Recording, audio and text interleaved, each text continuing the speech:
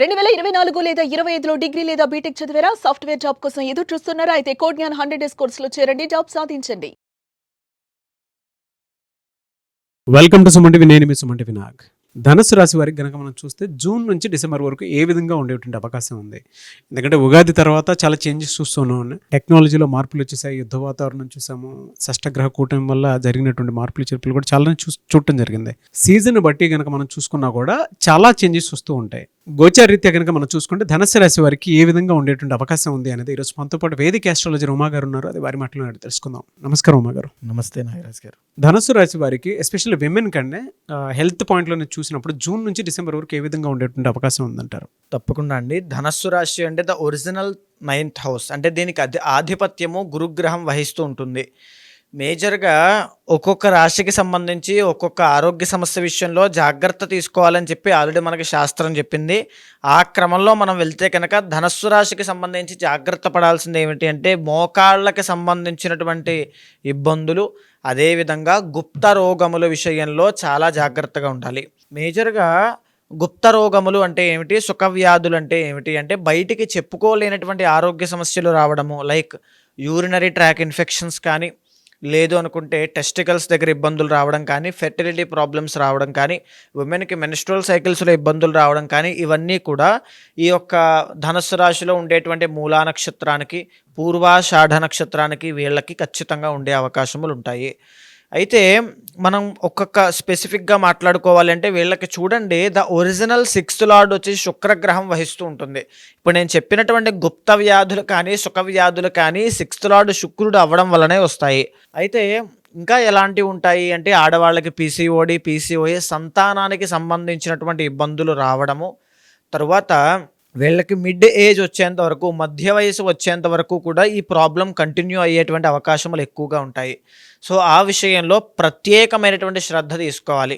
వీళ్ళు ముఖ్యంగా తీసుకోవాల్సిన శ్రద్ధ ఏమిటి అంటే సరైనటువంటి ఆహారం టైం టు టైం తీసుకోవడము, మంచి స్లీప్ చూసుకోవడము, ఎక్కువగా ఆలోచించకుండా ఉండడము.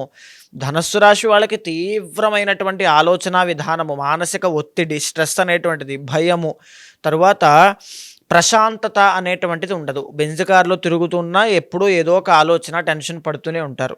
ఆ రకమైనటువంటి ఆలోచన ధోరణి ఉండడం మూలాన ఆరోగ్యం పట్ల కూడా ఒక భయము అనేటువంటిది క్రియేట్ అవుతుంది.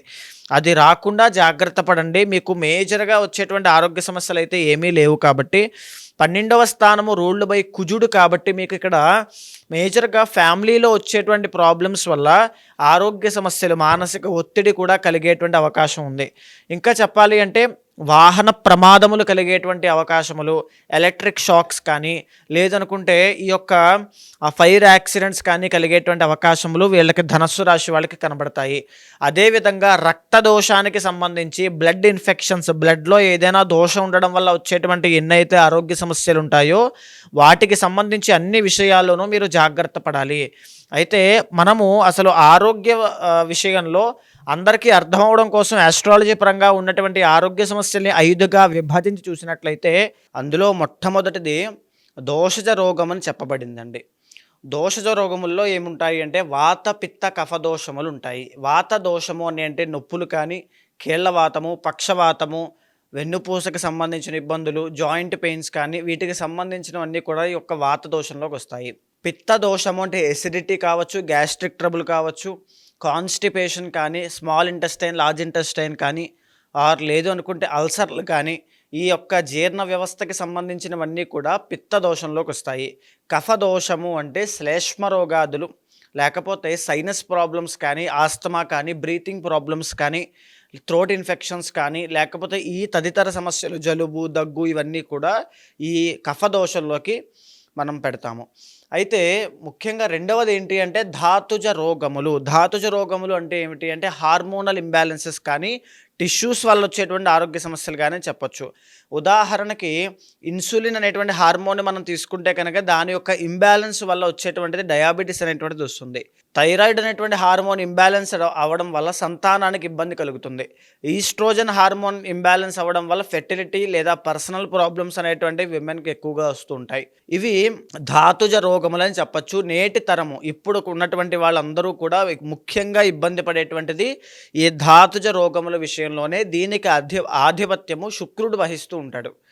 అయితే మూడవది మానసిక రోగము. ఇక్కడ రోగము అనేటువంటి పదం కన్నా మానసికంగా వాళ్ళు పడేటువంటి శ్రమ అని కూడా చెప్పచ్చు. ఎందుకంటే వాళ్ళ జీవితంలో పర్సనల్ లైఫ్లో ఉండొచ్చు, లేకపోతే ఆర్థిక సమస్యల కారణంగా వగైరా వగైరా ఏ కారణం చేతైనా సరే యాంగ్జైటీ కానీ, డిప్రెషన్ కానీ, ఓవర్ థింకింగ్ కానీ, నెగిటివ్ థింకింగ్ కానీ, లేకపోతే మానసిక క్షోభ, దుఃఖము అనేటువంటిది వెంటనే వస్తూ ఉంటాయి, తరచూ వస్తూ ఉంటాయి. దీన్ని మానసిక శ్రమగా మనం చెప్పవచ్చు. దీనికి ఆధిపత్యం చంద్రుడు, రాహు, కేతువులు వహిస్తూ ఉంటారు. లేదా చంద్ర శనుల యొక్క కాంబినేషన్, బుధుడు శని యొక్క కాంబినేషన్ ఈ యొక్క మానసిక శ్రమకి ఎక్కువగా ఇబ్బంది పెడుతూ ఉంటాయి. అయితే నాలుగవది ఏమిటి అంటే ఆగంతుజ రోగము అని ఉంటుంది. ఆగంతుజ రోగము అని అంటే ఏమిటి అంటే మనం ఫిజికల్గా, మెంటల్గా ఫిట్గా ఉన్నప్పటికీ కూడా బయట నుంచి వచ్చేటువంటి ఏ వైరల్ ఇన్ఫెక్షన్స్ కానీ, లేదా వేరే ప్లేస్కి వెళ్ళినప్పుడు అక్కడి నుంచి వచ్చేటువంటి ఆరోగ్య సమస్యలు కానీ మనం చూస్తుంటే, ఆ ప్లేస్కి వెళ్ళిన తర్వాత ఆ వాటర్ పడకపోవడం, ఆ ప్లేస్ పడకపోవడం, అక్కడ గాలి పడకపోవడం వల్ల వచ్చినటువంటి సమస్యలు చాలామందికి ఇబ్బంది పెడుతూ ఉంటాయి. ఎగ్జాంపుల్ కరోనా వైరస్ కూడా బయట నుంచి వచ్చిన బ్యాక్టీరియా కాబట్టి. సో ఇలాంటి ఆరోగ్య సమస్యల వల్ల, అలాంటి యొక్క ఇబ్బంది వల్ల తన బాడీ అనేటువంటిది డ్యామేజ్ అవ్వడం, మెంటల్ హెల్త్ అనేటువంటి డ్యామేజ్ అవ్వడం చూస్తూ ఉంటాం. ఈ ఆగంతుజ రోగము, దీనికి ఆధిపత్యం రాహు, శని వహిస్తూ ఉంటారు. అయితే ఐదవది కర్మజ రోగం అని ఉంటుందండి. కర్మజ రోగము అని అంటే ఏంటి అంటే కాన్జెనిటల్గా వచ్చేటువంటి ఆరోగ్య సమస్యలు అని చెప్పచ్చు. పుట్టడంతోనే కొంతమందికి కాళ్ళు, చేతులు కొద్దిగా అవయవ లోపం అనేటువంటిది రావడమో, మాటలు సరిగ్గా రాకపోవడమో, ఐసైట్ అనేటువంటిది చిన్న వయసులోనే రావడమో, లేకపోతే డయాబెటీస్ అనేటువంటి చిన్న వయసులోనే రావడమో, సిహెచ్డి హార్ట్ ట్రబుల్ అనేటువంటి చిన్న వయసులోనే రావడం లాంటివి తదితరవ ఖచ్చితంగా మనం చూస్తూ ఉంటాం మన దగ్గరలో ఉండేటువంటి వాళ్ళకి. సో ఇవి కర్మజ రోగములు అని వ్యవహారంగా చెప్పబడతాయి. అయితే ఇవి కొంతమందికి మనం జాతకాల్లో బాల అరిష్టముల ద్వారా చూడొచ్చు, లేదా 8వ స్థానాన్ని బట్టి చూడొచ్చు, లగ్న బలం బట్టి మనం చూడొచ్చు, 12వ స్థానం బట్టి మనం చూడొచ్చు. అయితే ఈ కర్మజ రోగములు అయితే 5 అందరికీ ఉంటాయంటే కాదు. ఈ 5లో ఖచ్చితంగా ఏ రాశి వాళ్ళకి ఏముంటాయి అనేటువంటి విషయంలో మనం ఒక అర్థవంతంగా అర్థం అవ్వడం కోసం ఏంటి అంటే ఈ 5 మనం చెప్పుకున్నాము. ఎలా అండి అంటే మీరు చెప్పినటువంటి 5 కనుక మనం చూసుకుంటే గోచార రీత్యా వీళ్ళకి ఏ విధంగా ఉండేటువంటి అవకాశం ఉందంటారు, ఎస్పెషల్లీ జూన్ నుంచి డిసెంబర్ వరకు? తప్పకుండా. కానీ ఇప్పుడు మనం చెప్పుకున్నటువంటి 5 సమస్యల్లో ఈ 5 ఉంటాయని కాదు నాగరాజు గారు, 5లో 1-2 ఉంటాయి. ఆల్రెడీ మనం మొదట్లో చెప్పుకున్నట్టుగా ఏదైతే శుక్రబలం అనేటువంటిది వీక్ అవ్వడం వల్ల ధాతుజ రోగములు అనేటువంటి ఎఫెక్ట్ అవుతాయి.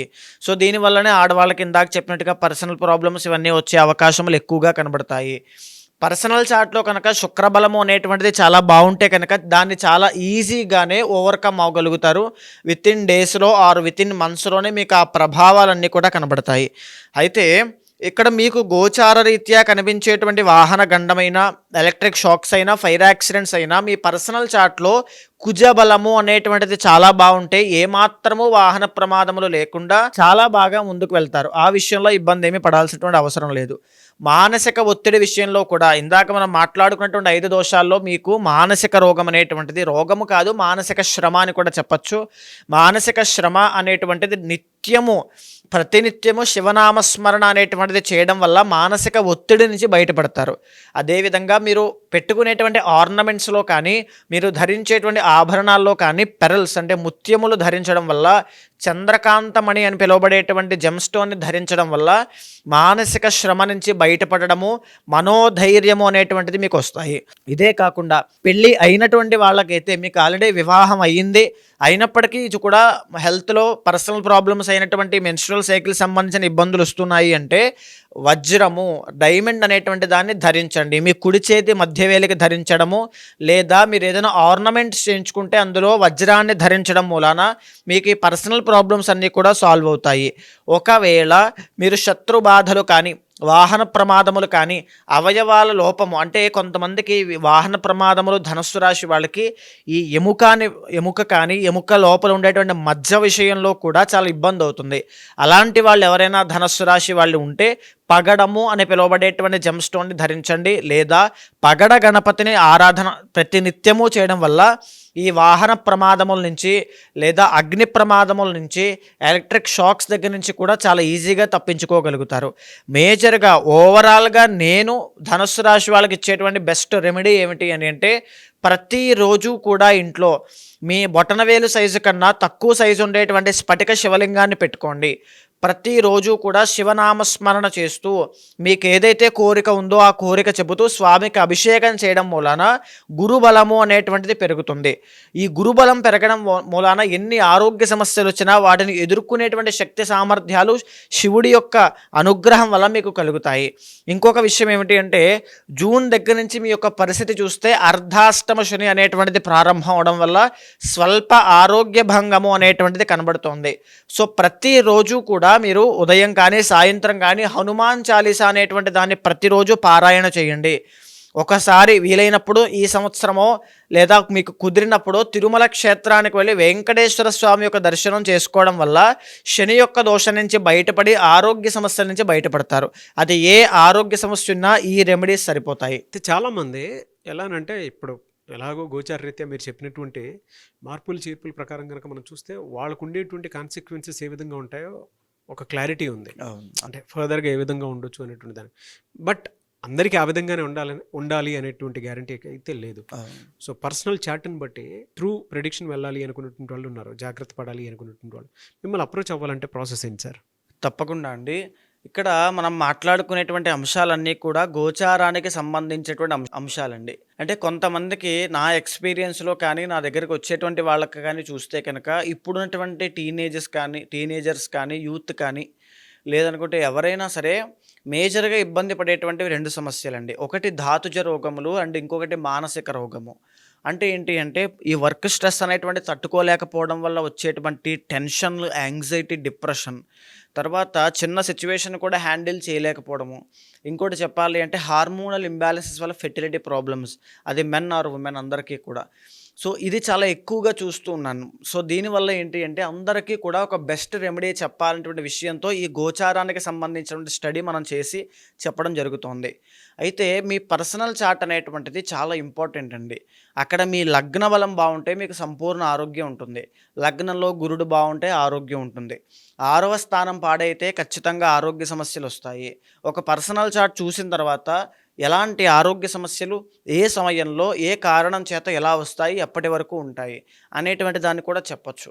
ఎలా చెప్పచ్చు అంటే 6th హౌస్ని, 8th హౌస్ని, 12th హౌస్ని బేస్ చేసుకున్న తర్వాత ఆ గ్రహాల యొక్క కంజంక్షన్ని, కాంబినేషన్ని చూసిన తర్వాత తెలుస్తుంది. అయితే తప్పకుండా ఎవరైనా సరే ఇలాగా పర్సనల్ చార్ట్ చూపించుకోవాలనుకునేటువంటి వాళ్ళు మీకు కింద కనిపించే నెంబర్కి కాల్ చేస్తే మా వాళ్ళు మీకు పూర్తి వివరాలు అందిస్తారు. మీ జాతకం చూసిన తర్వాత ఆరోగ్య సమస్యనే కాదు, ఎలాంటి ప్రాబ్లంతో అప్రోచ్ అయిన వాళ్ళకైనా సరే ఒక మంచి దారి మార్గము చూపించడము, ఆ ఉన్నటువంటి దోషానికి శాంతి పరిహారములు ఆచరింప చేయడము, ఆ మంత్రోపదేశం ఇచ్చి మంత్ర అనుష్ఠానం చేయించడము, దైవ మార్గంలో నడిపించి భగవద్ అనుగ్రహం కలిగేలా చేస్తాను. ఎనీవేస్ థ్యాంక్ యూ అండి. థ్యాంక్ యూ సో మచ్ అమ్మ గారు. నమస్తే అండి. చూసారు కదండి ఈ వీడియోపై మీ అభిప్రాయాన్ని కమెంట్ బాక్స్లో పోస్ట్ చేయండి. మీరు కనుక through Vedic astrology personal chart చూపించుకోవాలి అనుకున్నటువంటి వాళ్ళు ఎవరైతే ఉంటారో, ముందుగానే జాగ్రత్త పడాలి అనుకున్నటువంటి వాళ్ళు త్రూ వేదిక్ ఆస్ట్రాలజీ స్క్రీన్ మీద ఉమాగారి కాంటాక్ట్ నెంబర్ కనిపిస్తుంది. దానికి మీరు కాల్ ఆర్ మెసేజ్ వాట్సాప్ చేసినా సరే డెఫినెట్గా అప్రోచ్ అవ్వండి. ఈ వీడియోని లైక్ చేయండి, షేర్ మాత్రం తప్పకుండా చేయండి. ఇలాంటి మరిన్ని వీడియోస్ కోసం మా ఛానల్ ఫాలో అవ్వండి. Thank you.